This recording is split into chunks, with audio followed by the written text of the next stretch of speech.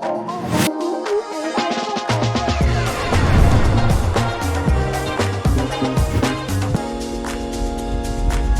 is Christina Comben with Cointelegraph, and we're here in Dubai in the Palazzo Versace with Bryan Benson from Aurum and Brent Fulfer from TVV. We'll start with Bryan. Can you tell us a little bit about Aurum, what you're building, who you're building it for, and why it matters?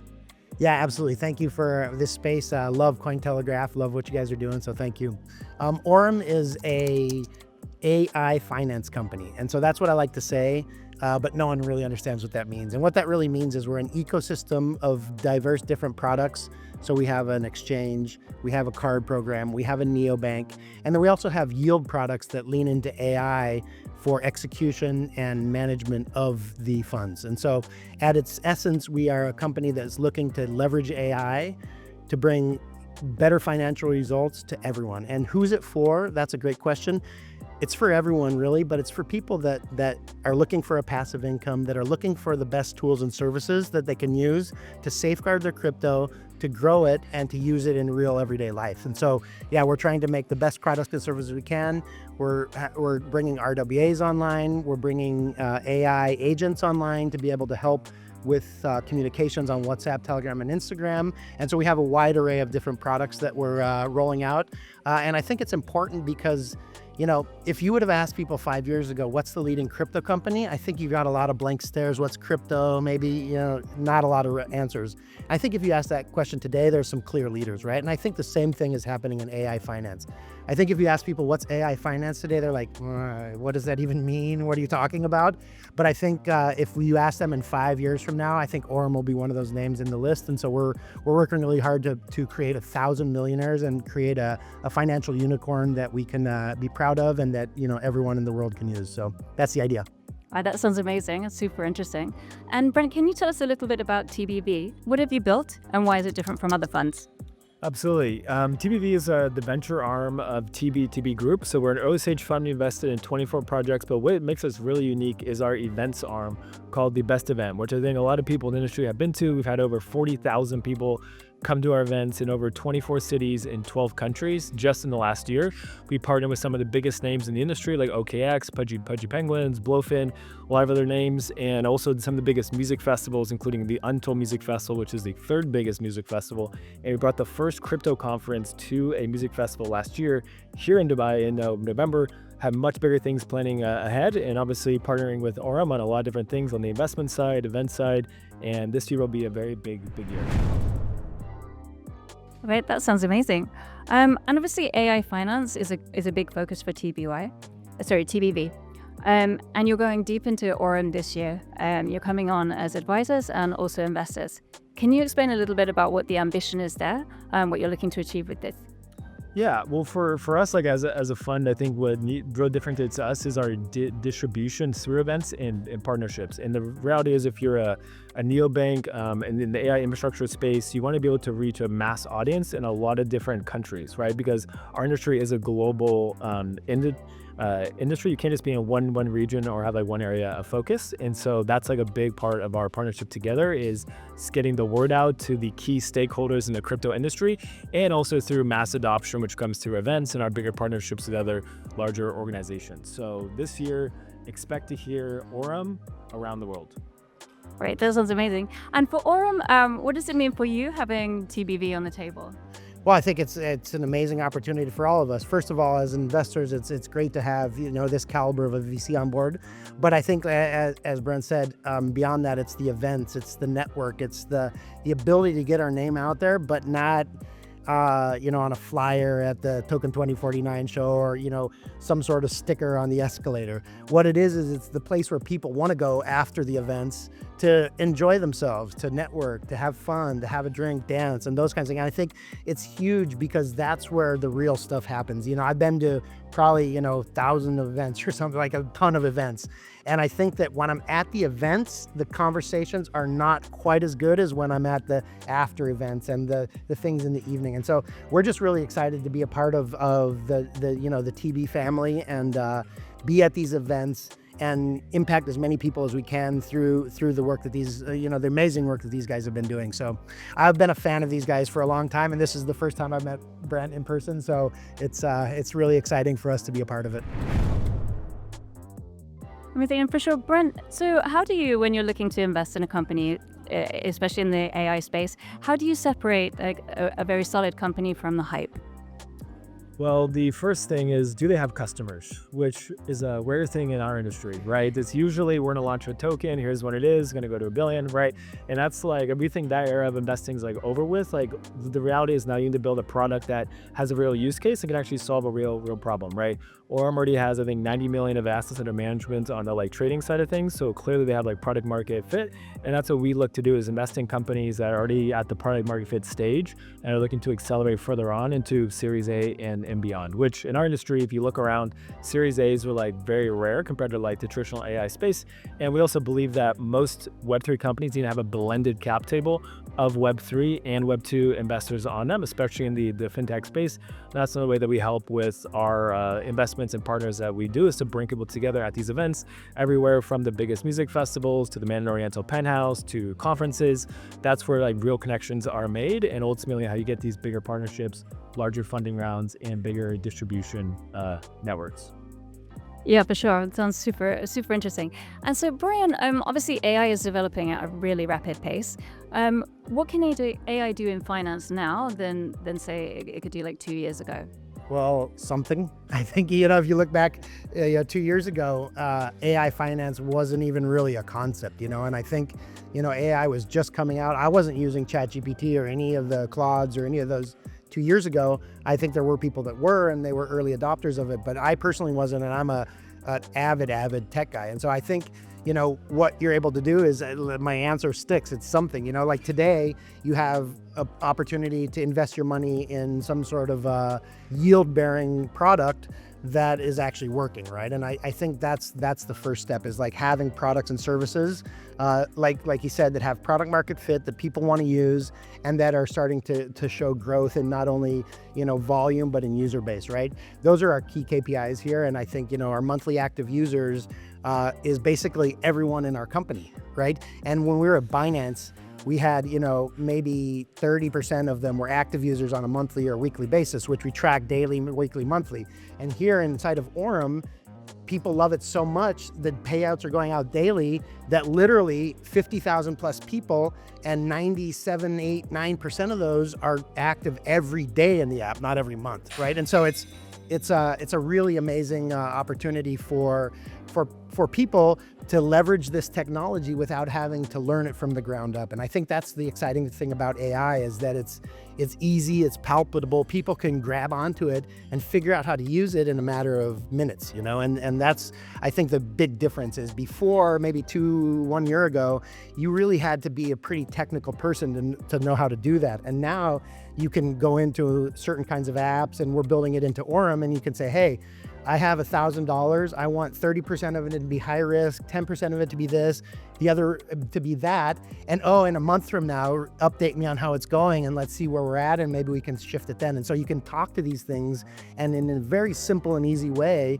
you can accomplish things that before it took a PhD in programming to figure out. And so I think that's the difference here, is it's coming, closer and closer to the everyday person, and it's really easy to use. And that's what we're trying to make, is just take out all the simplicity, all the complexities, and make it as simple as possible, so that anyone on earth with a phone and an internet connection can use these things. And Brent, can we talk about the moat in fintech AI? What is it exactly? Is the data, the team, something else? Yeah, moat is a tricky word, I would say, in the crypto payment space, because like ultimately a lot of companies announce partnership. They have this partnership and that partnership with like a MoonPay or like some of these larger financial organizations. But the reality is they have partnerships with like a lot of crypto companies. Like the main thing, especially for us as a fund, is like leading by community first, right? And if you have a rabid fan base, a user base that uses the product like Bryan's talking about every single day. I mean, look at this conference here. It's packed. People are flying in from America, from Asia, from Europe, all over the world to come here for a one-day conference, like a multi-day conference. Shows just like the commitment of the community, and like that's like a key metric that we look for, because yeah, you can announce partnerships, but like, can you actually get people excited and actually use your product like very often? And like, what's the clear moat of that? And that's what, I think Aurum has shown.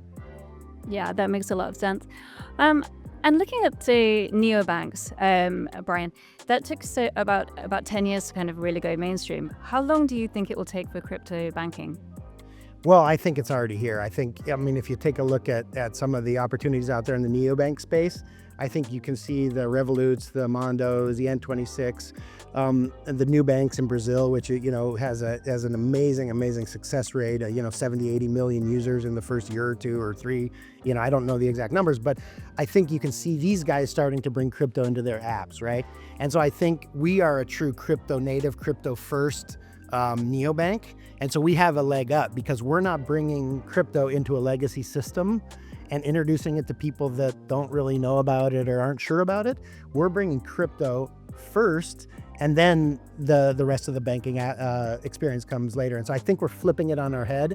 I think it's going to happen really fast. We launched our neobank app inside of Telegram as a mini app because it was the fastest way that we could go to market.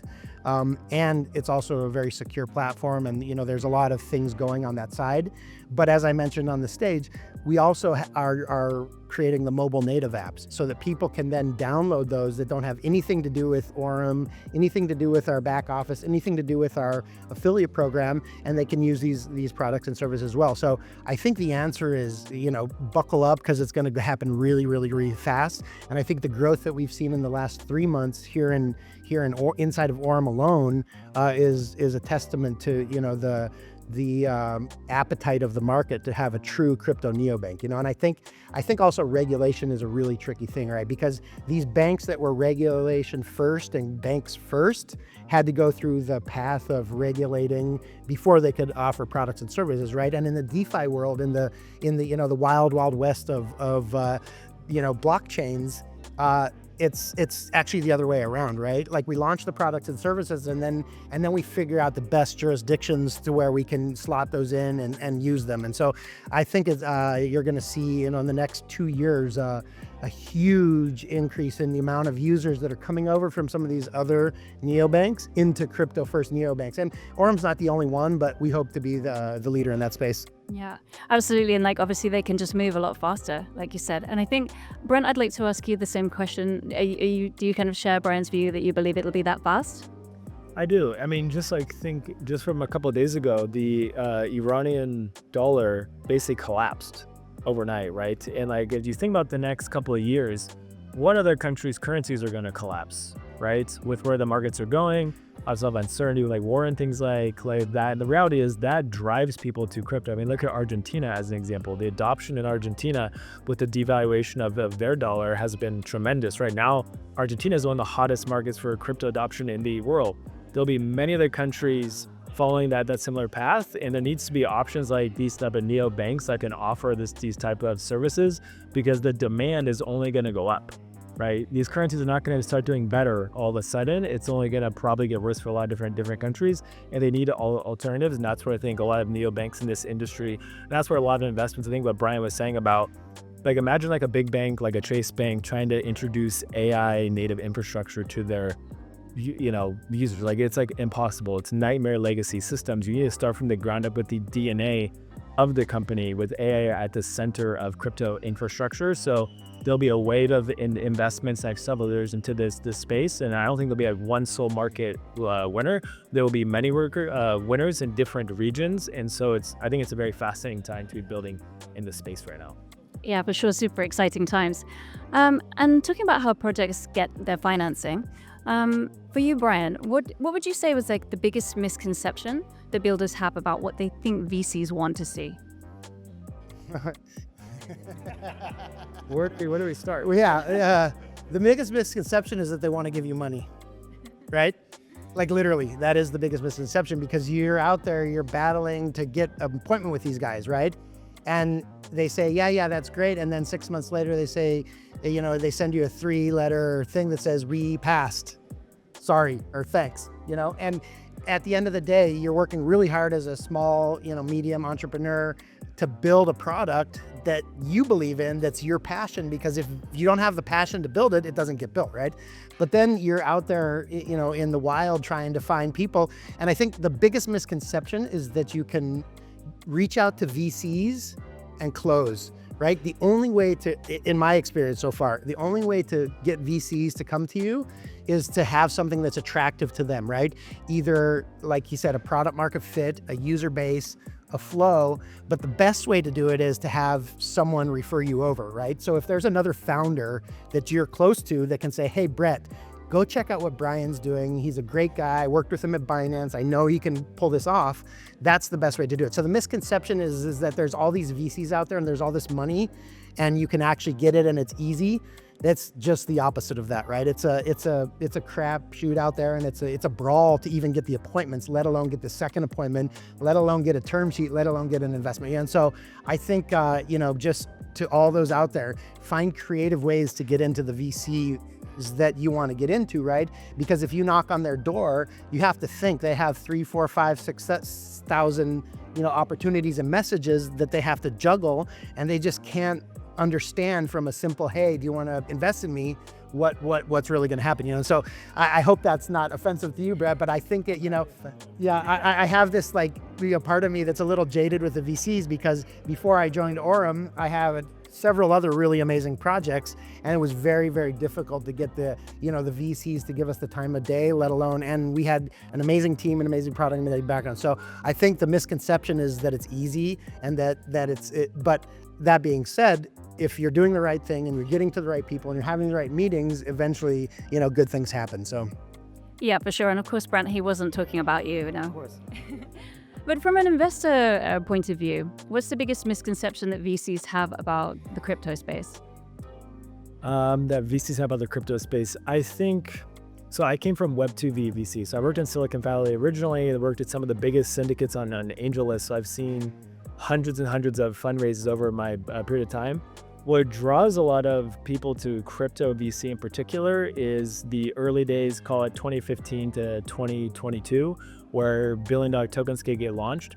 And what basically happened after that was LPs came to Web3 funds because they said, wait a minute, traditional VC, I get DPI, or basically I get my money back in a decade after I invest in you. But in crypto, I can get money back in like a year. I mean, it's just basic human psychology. It's like, wait a minute, if I can do that, then yeah, I'm gonna put, so when all this money went into crypto, then FTX blew up, right? And a lot of people made so much money from 2015 to 2022 that they I forget what the psychological term is, but they're still like in that mindset of like, those days are still here. And the reality is, I think it's a better environment now, because now you have to actually have a real product, have revenue, get users, almost like a Web 2 company, but then you can still eventually launch a token if you want, because you have a base. And that's the biggest misconception, is a lot of fund managers who maybe didn't make money from building a company before, but made money through trading, then became fund managers and thought, wait a minute, if I invest, I get money back in a year. And it's like, no, the market has shifted. Now you're more important a 2 to 4 year time horizon to get any type of returns from an investment. And I think a lot of funds will phase out this year, a lot phased out last year. And now it's about companies that can actually build products and find the right funds that are on that same timeline of not like, hey, I invest in you and like do a TG in like a year. Like those days are kind of gone. Yeah, sure. So longer time horizons, and generally the crypto space is growing up. Yeah. And to be clear, a 2 to 4 year time horizon to get your money back is still incredible in terms of VC return profiles. So you invest in AI, any other space, you're looking at a decade. So it's still good. It's just not as quick as it used to be. Yeah, for sure.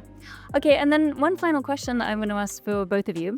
If the Cointelegraph audience was to take away just one thing from our conversation, what would you like that to be? I think take AI finance seriously, right? A lot of people, back in the days of crypto, a lot of people were screaming from the top of their lungs, it's money laundering tech, and it's, the criminals using it. And I think while criminals use the best technology, that's not what the technology was about, right? And so to lump everything into one sort of bucket doesn't make any sense. And I think the same thing is happening with AI finance. Like you see people saying, wait, AI can't figure finance out. That's bullshit. And so I think that's probably, to me, the thing that I would lean into is we have a real opportunity here, and we need to continue to show people that we're building real products, real services, real companies in this space, and that's what's going to take off. Amazing. And for you, Brent? Not to be too shameless here, but I think more people need to get out of their house and go to events and meet people in person. And I think the industry post-pandemic has come back like a lot with that. I mean, the numbers at every conference are going up and up, but the reality is if you're building, you're investing, you want to get a job at a crypto company, you need to come to events. Obviously you can come to our events, but just like in general, stay away from like the main conferences for the most part, of course, attend and whatnot. But like the key is you want to get in the rooms with the right people in different countries and go to more events and meet people. And you never know who you're going to meet. I've had so many founders meet their lead investor at our event, meet their co-founder, meet their head developer. And that's the serendipity of events, why we're so bullish on it as like well. And I think a lot more people are doing it, but just as a reminder, we have event season coming up. There's a lot of events, consensus, token, everything. And I hope to see people there. Amazing. Thank you both very much, guys. It sounds like a super exciting year ahead for both of you. So best of luck. Can I ask you a question? For sure. What do you think of AI finance? I guess originally I was quite slow to come around to AI, but I'm starting to see more and more the benefits of it. I'm very new where these things are concerned, so I found our conversation super interesting, and I'm definitely going to be watching the developments. Wonderful. Well, thank you so much. Thank you very much. Thank you for the time. Thank you. Appreciate it.